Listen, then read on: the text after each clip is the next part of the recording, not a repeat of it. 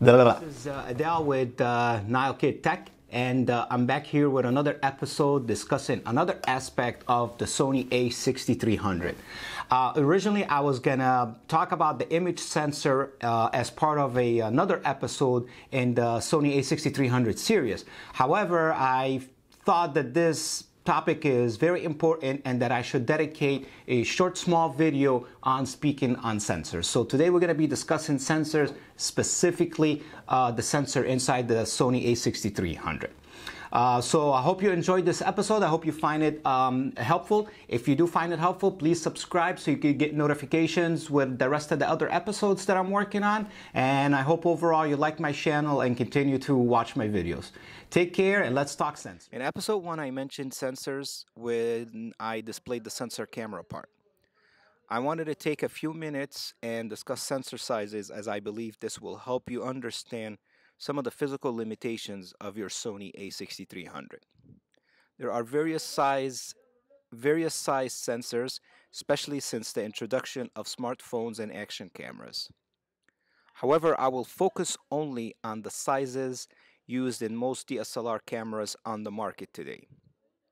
Keeping it simple, full-frame sensors are the quote-unquote standard that other size sensors compare to.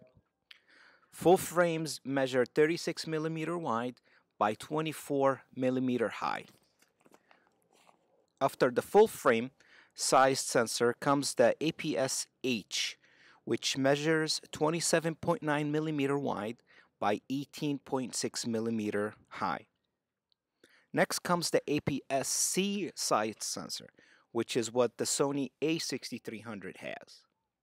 Not only is it used in Sony DSLR cameras, but many other such as Nikon and Pentax.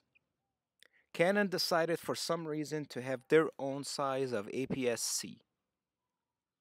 So the measurement of the commonly used APS-C sensor that's also in your Sony a6300, as I previously mentioned, is 23.6 millimeter wide by 15.6 millimeter high, while the APS-C size used in the Canons is 22.2 millimeter wide by 14.8 millimeter high. I want to make a quick point. I know we're hardwired to think that bigger is better. So I know at this point, after this explanation, you might be thinking that a full-frame DSLR is the way to go.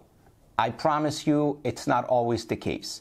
YouTube is filled with videos comparing full frame to, for example, micro four third sensors just like the one inside the Panasonic G7. And you will find that there are a lot of great images being produced on micro four thirds, which is a lot smaller than a full frame sensor.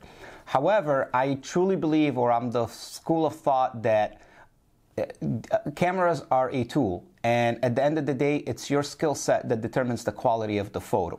It's how good you are, it's how much knowledge you know about lenses and that kind of stuff. I've researched this, I've watched so many videos, I read so many blogs, and I really don't always think that full frame is the way to go.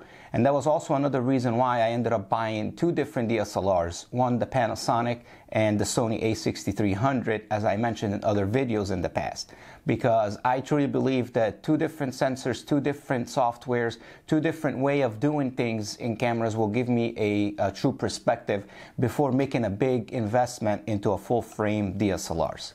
So before you make a commitment or before you make a purchase, just shop a little and try to understand more in depth the different sizes and what you can do with it in order for you to make a better decision and perhaps save a few $100s.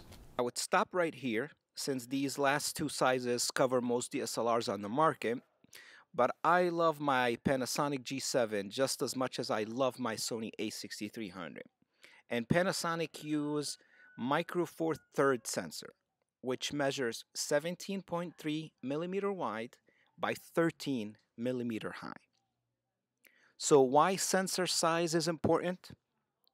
Well, imagine the orange space in the image that's on the screen right now is the landscape you are looking to capture. As the size of the sensor decreases, you only capture a part of the landscape.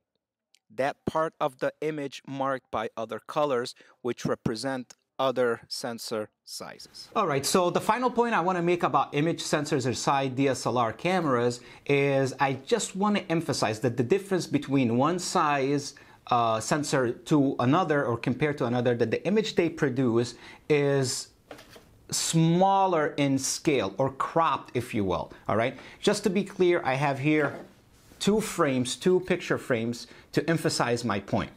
When you take a picture with, say, an ASPC size sensor like the one inside the Sony a6300, when you compare that same exact image, everything being exactly the same as far as lens, aperture, ISO, all that good stuff, and you take a picture with a full frame camera and you compare the two images, what you're gonna have is the full frame camera will produce an image that, say, will fit into this frame right here, okay? So if you put my face inside the frame as this, like that, you see how much space here, all that stuff that's inside the image, if you will.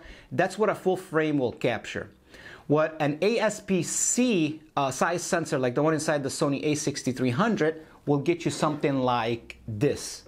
So you see the difference? Now you're capturing less of my face, less of the background, and that's exactly what one size versus another will produce. It's not necessarily that it's going to give you a smaller size image, it's a cropped image. Hope that makes sense. I hope you guys like my channel. Please continue to subscribe and watch, and we'll be